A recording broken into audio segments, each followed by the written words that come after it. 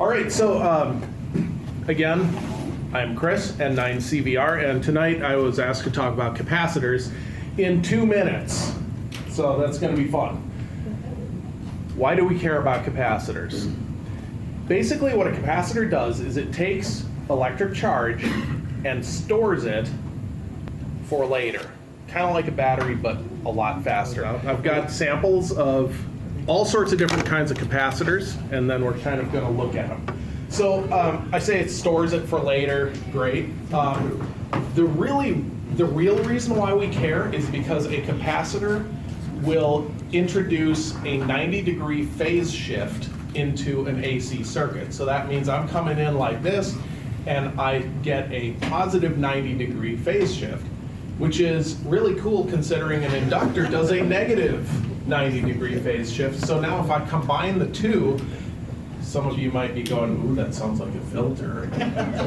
Yeah, you start doing this balancing act kind of like Mike over here, and you end up with not only different phase shifts, but also at different frequencies you end up canceling stuff out and building on it and stuff like that. So how does a capacitor work? High tech here. I drew it. You just got two plates next to each other, and then they're separated by a distance. So you get current flow coming in one side, and extra electrons end up collecting on one of the plates. Then hopefully electrons are flowing out of the other plate, so you end up with this charge. Now, the closer you get that distance, the better the charge differential you can get, the more energy you can store. It's kind of the idea. Here's the catch. And where this came from is we were starting to talk about on one of the nets, if you've got a capacitor, what does the voltage rating mean? Well, if I get those plates really, really close together and then I jack up the voltage really, really, really high, what's going to happen? It's going to arc.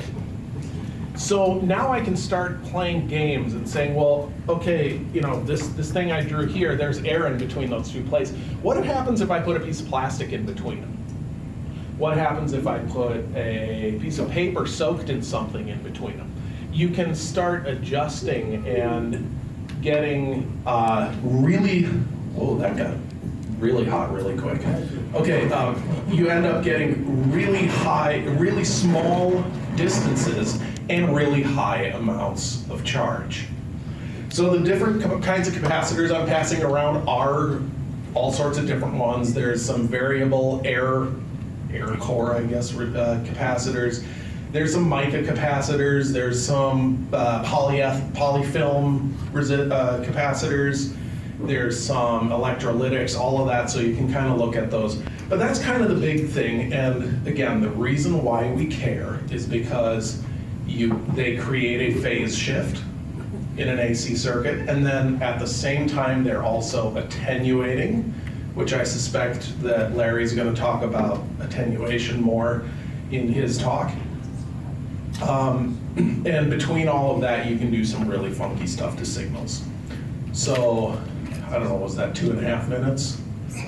Do we have time for one question? Is there one question, or did I cover it well?